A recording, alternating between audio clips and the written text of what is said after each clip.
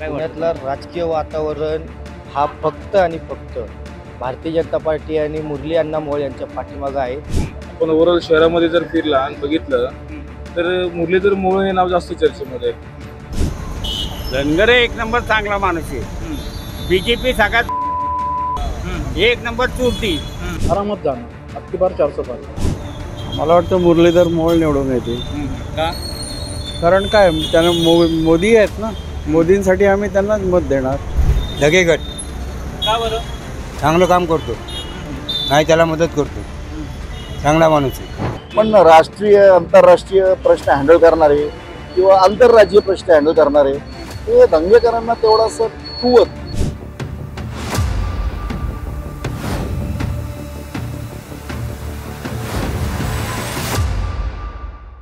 पुण्यातला राजकीय वातावरण हा फक्त आणि फक्त भारतीय जनता पार्टी आणि मुरली अण्णा मोहोळ यांच्या पाठीमागे आहे.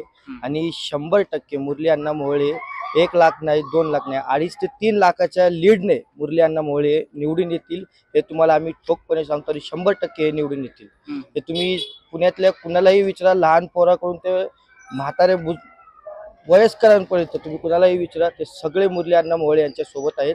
आणि असं आम्ही कुठंच काही नाही करत, पण इतकं सांगू इच्छितो की मुरली अण्णा महापौर असताना व ते त्या आधी काळ भारतीय जनता पार्टीची सत्ता आल्यापासून महानगरपालिकेत आपल्या महाराष्ट्र राज्य सरकार असेल व किंवा केंद्रात एवढी जी कामं झाली ते काँग्रेस काळात कधीही 75 वर्षात कधी झाली नाही. ह्या 10 वर्षाच्या काळात ही आपली कामं झालेली आहेत.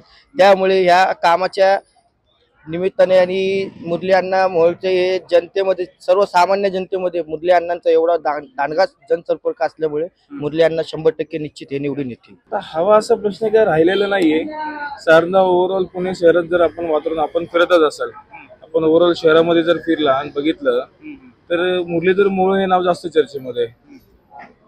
कारण की त्यांचा ग्राउंड लेवल पर्यंत सर्वसाधारण लोकांशी चांगला संपर्क आहे त्यांचा आता.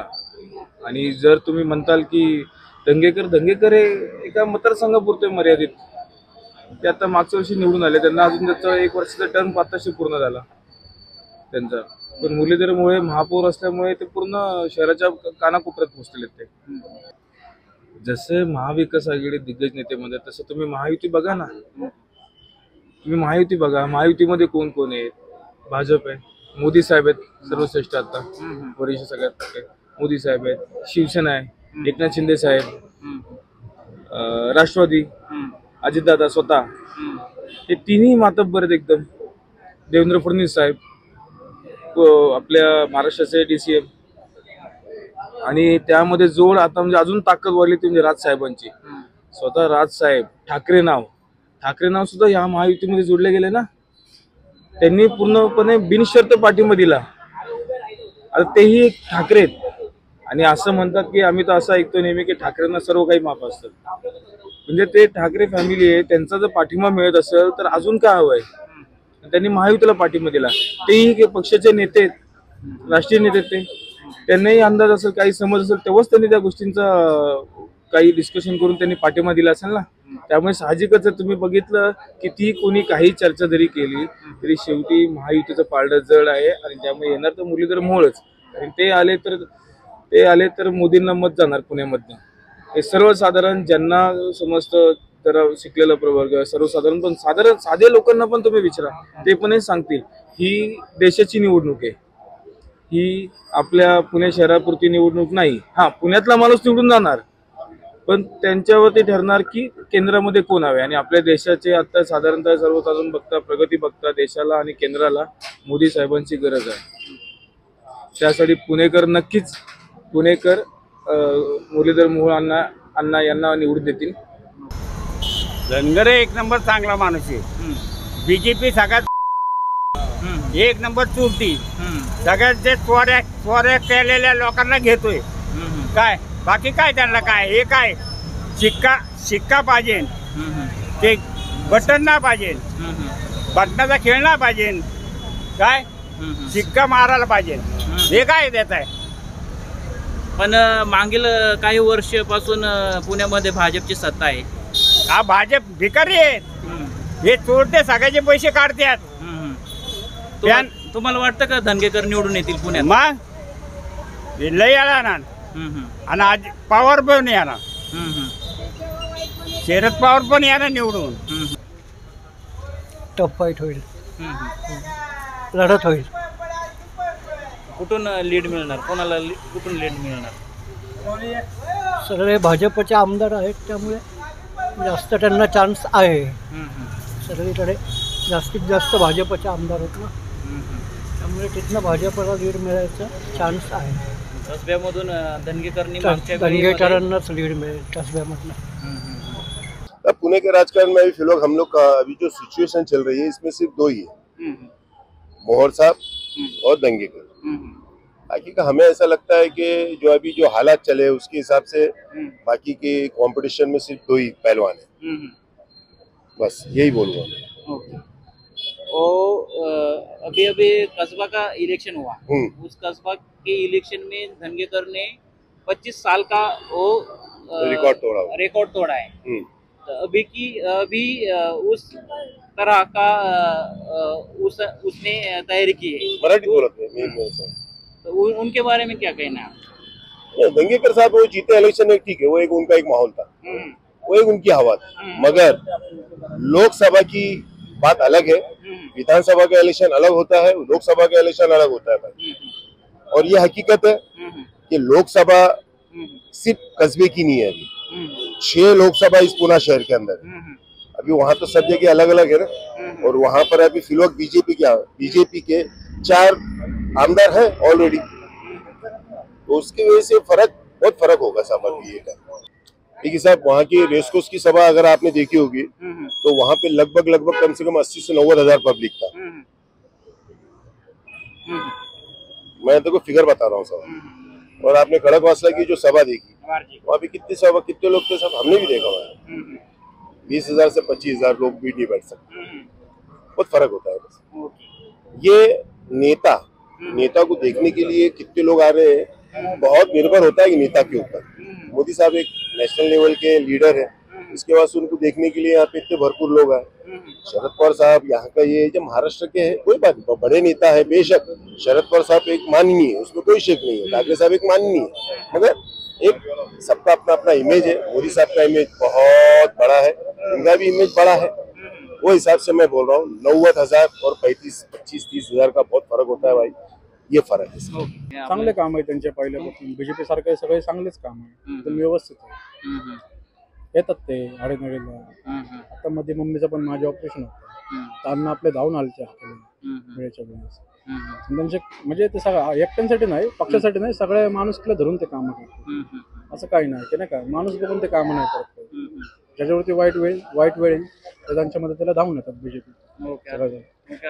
आता नरेंद्र मोदींची सभा झाली होती, त्याचा काही परिणाम होईल का मतदानावरती? नक्की होणार, नक्की 100%. पुण्यामध्ये तर काही त्यांचे भरपूर जागे चांगले काम आहे आणि पूर्णपणे बीजेपी सरकार आम्हाला पूर्णपणे भरोसा आहे की ते म्हणजे पुढच्या काळामध्ये असं काही वाईट आमच्यावरती काही संकल्प देऊ शकत नाही. त्यांचे भरपूर चांगले काम आहे ह्या पिढीमध्ये आणि त्यांनी म्हणजे भरपूर केलं. आता लोक बोलतात महागाई वाढली, पण लोकांचे त्या हिशोबाने पगार पण वाढले, तर लोकांना दिसत नाही. त्यांचे काम भरपूर चांगले. आता तुम्ही अफगाणिस्तानला जाऊन तिथली सरकार बघा कशी आहे, आणि तुम्ही भारतामधली सरकार बघा ना. भारतामध्ये मोदी सरकारला सुद्धा बॉम्बस्फोट घडले का, कुठं काय घडले का? आम्हाला बीजेपीवरती पूर्णपणे भरोसा आहे आणि आम्हाला बीजेपीच पाहिजे. ते तसं काही देऊ शकत नाही. जे विरोधक पार्टी आहे ते असं आपल्या इंस्टावरती युट्यूबवरती ते काय पण त्यांचं व्हायरल ते करतात, पण तसं कधी होऊ शकत नाही. ते पूर्ण वर्तमानकाळात ते होऊच शकत नाही कधी. संविधान आजकाल लोक रस्त्याची नावं बदलायला पण 10 वेळा विचार करतात. संविधान तर बाबासाहेब आंबेडकरांचं पूर्ण हे आणि पूर्ण भारत आपला पूर्ण भारत संविधानवरती चालतो. ते तर कधीच नाही बदलू शकत आयुष्यामध्ये. आरामात जाणार, अबकी बार 400 पार, 400च्या वर जाणार 100% पूर्णपणे गॅरंटी. पूर्णपणे फिर एक बार मोदी सरकार. ताकद म्हणाल तर मला दंगेकरांची जास्त वाटत आहे. आणि सध्या राजकीय वातावरण म्हणजे आपण जर आता व्हिडिओ बघितले, सोशल मीडियावर बघितलं, यूट्यूबवर बघितलं, किंवा एकंदरीत पूर्ण भारतामध्ये जे काही चालू आहे, दडपशाही चालू आहे असं मला म्हणायचं आहे. तर त्या विरोधात पण लोक जरा मतदान करण्यासाठी इच्छुक आहेत. त्यामुळे मला असं वाटतं की दंगेकर हे त्या बाजूने सुद्धा जिंकून येण्याची शक्यता जास्त आहे असं मला वाटतं. पण मागील काही वर्षापासून या ठिकाणी भाजपचे सरकार आहे, तर भाजप आपला गड राखणार का? नाही वाटत मला तसं, कारण एक भावनिक वातावरण सुद्धा आता थोडं विरोधी पक्षांकडे झुकलेलं आहे असं मला जाणवतं आहे. कारण एकंदरीत ह्या पक्षातून त्या पक्षात लोक ज्या पद्धतीने ट्रान्सफर होत आहेत ते लोकांना ते बघण्याचा कंटाळा आलेला आहे. आणि ज्या पद्धतीने भाजपने प्रत्येक पक्ष फोडला आहे जवळपास, त्या म्हणजे मनसेला पण आता ते घेण्याचा प्रयत्न करत होते. आता काय झालं त्याचं मला माहीत नाही, पण हे जे चालू आहे ते लोकांपासून लपलेलं नाही आहे. त्यामुळे लोकांना या राजकारणाचा वीट आलेला आहे. त्यामुळे या निवडणुकीत भाजपला धडा शिकवण्याचा सुद्धा लोक प्रयत्न करू शकतात. मग भलेही समोर कोणीही व्यक्ती असू दे, मग धंगेकर असू दे किंवा आणखी कोणी जरी उभं राहिलं भाजपच्या विरोधात, तरी लोक भाजपच्या विरोधात मतदान करण्यासाठी कौल देऊ शकतात असं मला वाटतं. सध्या पुण्यामध्ये 6 विधानसभा आहेत, त्याच्यामध्ये फक्त कसब्यामध्ये काँग्रेसचा एक आमदार आहे आणि धंगेकर मागच्या वेळी जिंकून आलेले. तर तुम्हाला काय वाटतं कुठून लीड मिळणार धंगेकरला? कसब्यातून तर मिळणार, कसब्यातून मिळेल, त्यानंतर आपल्या पर्वती भागातून मिळेल, आणि पेठ जो नानापेठ रास्तापेठ तो जो तिकडचा एरिया आहे तिथूनही मिळू शकते. तर त्या मागच्या काही काळामध्ये मुरलीधर मोहोळ यांनी पण घेतलेलं आहे महापौर म्हणून काम केलं. आता जसा प्रचार होईल त्या प्रचारामध्ये कोण कसे मुद्दे मांडतंय आणि लोक पंतप्रधानाचा चेहरा समजून जर मतदान केलं लोकांनी तर परत एकदा मोहोळ पण येऊ शकतात. पण जास्तीत जास्त आता जे वर्षभरात जे सगळं काही झालेलं आहे, जी पक्षांमध्ये तोडफोड झालेली ती पाहता मला असं वाटतंय की विरोधी पक्षांकडे सुद्धा जिंकण्याची शक्यता आहे, ते सुद्धा जिंकण्याची शक्यता आहे. त्यामुळे पुण्यामध्ये धंगेकर जिंकण्याची शक्यता मला जास्त वाटते. आणि धंगेकरांनी कामसुद्धा केलेलं आहे. जर ज्या मागच्या निवडणुकीत ते जिंकून आलेले आहेत, जे तुम्ही आता म्हणाला पोटनिवडणुकीत, तर याही निवडणुकीत त्याचा त्यांना फायदा होऊ शकतो. आणि ते तसे स्ट्रॉंग उमेदवार सुद्धा वाटतात. बाकी त्यांच्याऐवजी जर दुसरा कुठला उमेदवार असतात काँग्रेसचा तर तो तितका मुरलीधरांसमोर प्रभावशाली नसता ठरला. पण धंगेकर तसे स्ट्रॉंग वाटतात. मला वाटतं फाईट टफ आहे. कशी फाईट टफ आहे? उमेदवार चांगले आहेत, दोन्ही पण उमेदवार चांगले आहेत. धंगेकर साहेबाचं सुद्धा काम चांगले आणि मोहोळ साहेब महापौर होते अगोदर, त्यामुळे त्यांचं चांगलं आहे. पण मला वाटतं BJPला यायचं इथं. पण धनगेकरनी मागच्या पोटनिवडणुकीमध्ये चांगल्या मतांनी लीड घेऊन विजय झाले होते, ते पण स्ट्रॉंग आहेत. तुम्हाला काय वाटतं? हो, स्ट्रॉंग उमेदवार आहेत चांगले, आणि काँग्रेसने त्यांना तिकीट दिल्यामुळे चांगली फाईट राहणारी. नाही तर काँग्रेसचा तसा उमेदवार मला वाटत नव्हतं कुणी होता म्हणून. धंगेकर साहेब चांगले आहेत उमेदवार. पुण्यातून कोणत्या मतदारसंघातून कोणाला जास्त लीड मिळणार? कसब्यातून कोणाला लीड मिळणार? कसब्यातून सांगता येत नाही, दोन्ही टफ राहू शकतात. लोकसभेला लोक विचार करतात देशाचा सुद्धा, मुद्द्याचा विचार करतात. स्थानिक तर आहेच आहे, आणि पुन्हा वातावरण देशाचा मूड कोण्या बाजूने याचा सुद्धा विचार करत असते. त्याच्यामुळे मला वाटतं भाजपचं एज आहे, पण तसं उमेदवार चांगला आहे काँग्रेसचा, पण टफ फाईट राहील एवढं आहे. मला वाटतं मुरलीधर मोहोळ निवडून येतील. का? कारण काय, त्यांना मोदी आहेत ना, मोदींसाठी आम्ही त्यांनाच मत देणार. पण विषयच नाही आहे, काही दुसरा विषयच नाही आहे. आम्हाला मोदींच हवे आहेत. त्यामुळे 400 पार होण्यासाठी पुण्याची एक सीट धरलीच पाहिजे ना. त्यामुळे आम्हाला मोदींशिवाय दुसरं कोण नको आहे आम्हाला. मुरलीधर अण्णा मोहोळ, कारण की BJPचे 10 वर्षामध्ये आतापर्यंत काम झालेलं आहे. मोदी सरकारच्या कारकार्दीमध्ये राम मंदिर हा खूप जुना विषय, तो आपण पूर्ण केलेला आहे. 370 हा बी विषय पूर्ण केलेला आहे. आणि मुसलमान बंधू भाऊ आहेत बहीण, त्यांचे 3 तलाक हा विषय हा बी आपण मार्गी लावलेला आहे. आणि दुसरं अन्नधान्य हे स्वस्त तर आपल्याला फ्री मिळतंय, पण त्यापेक्षा ही देशाची सुरक्षा महत्त्वाची आहे. जे मोदी सरकारने देशाची सुरक्षा हे प्रकल्प बनवले आहे. कोरोनाच्या काळात एवढंही आपल्या देशावर मोठे संकट असताना सुद्धा, की जेणेकरून कुठेही लस मिळत नव्हती, तरी आपल्या भारतामध्ये सर्वांना फ्री लस दिलेली आहे कोरोनाच्या काळामध्ये. आणि काही धान्य त्या टायमाला फुकट वाटलेलं आहे, अन्नधान्य. पण सर्वात महत्त्वाची देशाची सुरक्षा जी केलेली आहे, की ज्या देशाला आज 10 वर्षापूर्वी देश काय होता आणि आता देश काय आहे, आणि त्यातील सर्वात मोठा विषय हा राम मंदिर बांधून हा आपल्या धर्मासाठी जे कार्य केलेलं आहे ते मोदी सरकारने केलेलं आहे. धंगेकर का बरं? चांगलं काम करतो, नाही त्याला मदत करतो, चांगला माणूस आहे. त्याला ओळखतात मी चांगले. पण पुण्यामध्ये मागील काही वर्ष भाजपची सत्ता आहे म्हणजे होती, आत्ता बी अजून त्यांचीच आहे आणि माणूस बी चांगला आहे आणि त्या निवडण्याच्या लायकीचा आहे तो. पुण्यामध्ये तर मोहळच येणार निवडून, कारण की आमच्या इथे पण आणि मी वर्किंग पण आहे, तर ज्या एरियामध्ये मी जाते कामाला तिथे पण मी बघितलंय त्यांचं काम पण दिसून येतं आणि माणसांमध्ये त्यांचंच नाव आहे. दंगेकरांचं मी एवढं ऐकलं नाही आहे फ्रँकली, जेवढं मी मोहळांचं ऐकलं आहे. हवा वगैरे असा विषय पुणेकर तर हे कधी मान्य करत नाही, कारण की काही लोकांच्या आता डोक्यात एवढी हवा घुसली आहे की बाबा मी 5 वर्षामध्ये तिन्ही निवडणूक जिंकून येऊ शकतो. हे पुणेकर नागरिक असं मान्य करणार नाही, कारण की लोकसभेची ही देशाची निवडणूक आहे. देशाची निवडणूक होत असताना लोक राष्ट्रीय पक्ष कुठला आहे आणि देशाला प्रगतीला, उन्नतीला आणि विकसित कसं ह्या भारताचं भविष्यामध्ये होऊ शकतं ह्या पद्धतीने लोक पाहत असतात.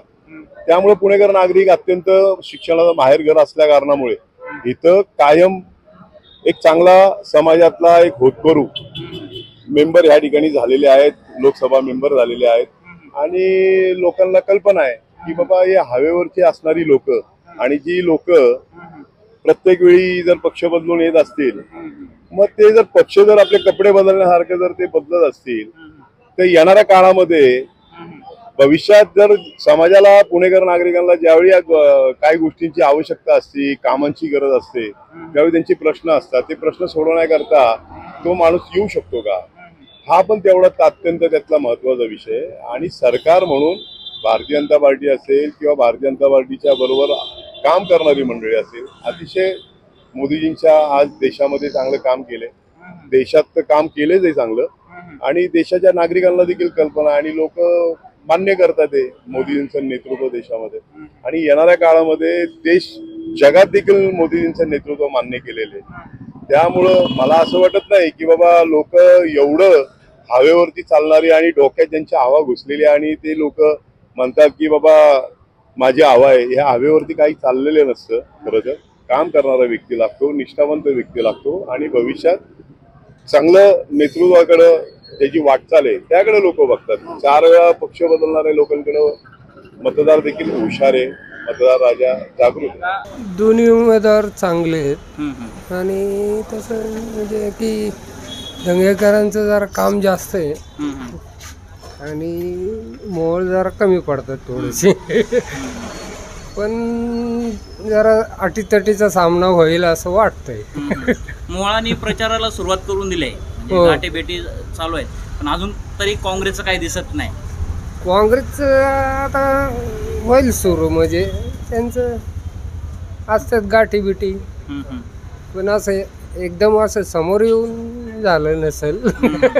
चालू आहे पण त्याचं दंगेकरांनी कसब्यात काम केलं आणि कामावरून त्यांना काही सांगायची गरजच पडणार नाही, करतात ते काम. खूप काम म्हणजे आता कितीतरी कामं झालेत पुण्यामध्ये, भरपूर काम केलं. म्हणजे त्यांच्या मतदारसंघात तर व्यतिरिक्त दुसऱ्या मतदारसंघात सुद्धा केलेली आहे त्यांनी. त्यामुळं जरा त्यांची गॅरंटी देता येते, मोहोळ मग अटीतटीचा होईल एवढंच आहे. 4 जूनचा निकाल आम्ही जे बघतोय, एकंदरीत पुणेकरांचा उत्साह आणि सिस्टमॅटिक प्रचार यंत्रणा भारतीय जनता पक्षाची आणि जे लोकांचा आपण होऊन त्यांना मिळणारा प्रतिसाद, तर कमीत कमी 3-3.25 लाखाच्या लीडनी मुरलीधर मोहोळ हे विजय होते. आणि त्यांना पूरक वातावरण असं आहे की नुकतंच पंतप्रधानांचं एक जी आता भव्य रॅली झाली, संकल्प रॅली झाली, त्याचाही खूप मोठा इफेक्ट पुणेकरांच्या मतदानावर होणार आहे आणि मुरलीधर मोहोळासाठी खूप सकारात्मक असं हे तयार झालेलं आहे. दुसऱ्या बाजूला महाविकास आघाडी पण तितकाच प्रयत्न करताना दिसत आहे. महाविकास आघाडीकडे तसा चेहरा नाहीये. बघा, ही निवडणूक महानगरपालिका किंवा विधानसभेची नाही, हे निवडणूक राष्ट्रीय अस्मितेची आहे. एकंदरीत तिथं जो बसणारा प्राईम मिनिस्टर जे आहे, जे पंतप्रधान आहे, ते देशाला कोणत्या उंचीवरती घेऊन जाऊ शकतो हे विचार लक्षात ठेवून लोक मतदान करणार आहे. Ravindra Dhangekar is a good guy, पण तो सीमित आहे. म्हणजे महानगरपालिकेचे जे प्रश्न असतात, मग ते गटार असतील, मग ते लाईट असतील किंवा पाण्याचा प्रश्न असेल, इथपर्यंत एकदम कॉमन प्रश्न हँडल ते करू शकतात. पण राष्ट्रीय आंतरराष्ट्रीय प्रश्न हँडल करणारे किंवा आंतरराज्यीय प्रश्न हँडल करणारे हे धंगेकरांना तेवढासा कुवत. याच्यामध्ये मोहोळ साहेब हे खूप चांगल्या प्रकारे ऍडमिनिस्ट्रेटिव्ह आहे त्यांच्याकडं. कारण जर दोन तुम्ही नेते बघितले, एक करोना काळामध्ये मुख्यमंत्री तत्कालीन आपले उद्धवजी ठाकरे साहेब बघितले, त्यांची कारकीर्द जर बघितली लोकांनी बघितली, आणि त्याच वेळेला हे महापौर होते, यांचीही कारकीर्द जर तुम्ही तुलना जरी केली, ते जरी मुख्यमंत्री असले तरी हे साधे महापौर असताना मोहोळचं जे कारकीर्द आहे ते मुख्यमंत्र्यांपेक्षा उजवे ठरले. त्यांनी जे दिलेले रिझल्ट आहे, पुणेकरांसाठी त्यांनी जे सेंट्रल गव्हर्नमेंटने त्यांना पाठवले जे काही कुमक आहे त्याचं त्यांनी व्यवस्थितरित्या त्यांनी ते हँडलिंग केलेलं आहे. आणि पुण्यासारख्या महत्वपूर्ण शहरामध्ये कोरोनाला कंट्रोल करण्यामध्ये महापौरांचा खूप मोलाचा वाटा आहे, हे आपल्या पुण्याच्या लोकांनी बघितलं. पुण्याचे राजकीय वातावरण म्हणजे असं का नाही, यायला पाहिजे मुरलीधर मोहोळच, कारण की मोदीजीचं काम खूप चांगला केलेलं आहे. एकदम वरतून खालच्यापर्यंत त्यांचं सर्वीकडे नाव आहे. आज देशात नाही पण विदेशात बी आपलं चांगलं नाव होऊन राहिलं. सर्वीकडे लोक त्यांची वाहवाही करून राहिले. लहान गरीब माणसापासून मोठ्यापर्यंत सर्वांना त्यांना काही योजनेचा लाभ सर्वांना भेटला आहे. लोन असो, गॅस सिलेंडर असो किंवा संडास बाथरूम असो, गरीब लोकांसाठी घरं बांधलेली आहे. सर्वांना राशन दिलंय मोफत मध्ये. कोरोना काळापासून सर्वांना फ्रीमध्ये राशन भेटून राहिला. ते सर्व जे उपलब्धी दिली त्यांना, त्याबद्दल असं वाटतं की तो माणूस खरंच खूप चांगला आहे. एकदम लोकांच्या सेवेसाठी असे माणसं आपल्याला आवश्यक आहे, म्हणून ते माणसं यायला पाहिजे अशी आपली इच्छा आहे. जेव्हा मुरलीधर मोहोळांचा फॉर्म भरायचा होता तो नुकसाच तिकडनं गेलो होतो, तेव्हा जेव्हा लोकांचा उत्साह आणि ही त्यांच्या चेहऱ्यावरची आपण काय म्हणतो त्यांच्या भावना आणि हे बघितलं तेव्हाच ओळखलं की मुरलीधर मोहोळ 100% निवडून येणार. कारण ते जी लोक होती ना ते अशा आवेशात होते जसे काही शस्त्र पाजवून तलवारीला धार बीर लावून सगळे आलेले, सगळे उत्साही. एकाच्याही चेहऱ्यावर निराशा नाही, काय नाही. म्हणजे आता फक्त असं केलं ना की सगळे युद्धाला पडणार, या आवेशामध्ये सगळे होते. तिथंच कळलं की ही सीट 100% लागणार म्हणजे लागणार, इतका उत्सव त्या लोकांमध्ये होता. दुसऱ्या बाजूला धंगेकरांनी पण चांगला प्रचार, धंगेकरांचा प्रचार चालू आहे. आम्ही रोज बघतो, त्यांच्यावरची लोक असतात ती बघतो. जी लोक असतात ती ठराविक लोक असतात आणि त्या लोकांना बघून एखाद्या निगेटिव्ह वोटिंग होऊ शकतं. काही लोक नाराज होतात, अरे ही लोक आहे का, जाऊ द्या. खूप फरक आहे दोघांच्या लोकांमध्ये, खूप म्हणजे खूप फरक आहे. हे त्या लोकांना बघून निगेटिव्ह वोटिंग होण्याची शक्यता. मला फक्त एवढंच मोहळांकरता आठवतंय की ज्या वेळेला लॉकडाऊन झालं त्यावेळेला आम्हाला मदतीकरता पतसंस्थेला कोणी आलेलं नाहीये. एकट्या मोहळांनी कमिशनरशी संभाषण करून 2 वर्ष जे लॉकडाऊन होतं ते रिक्षावाल्यांना परत आजारीच्या लोकांना त्यांनी जी परवानगी घेऊन दिली पतसंस्थेला, म्हणजे बाबारावांच्या पतसंस्थेला, यामार्फत त्यांनी हे लय मोठं कार्य केलेलं आहे आणि भरपूर कार्य झालेलेच आहे. पण गरीबच्या माणसाला जो रिक्षा कमीत कमी 350-400 जे रिक्षावाले काही भोगत म्हणजे उपभोगा करता, त्यांच्या डेली दैनंदिन करता एवढी उपासमार झाली होती.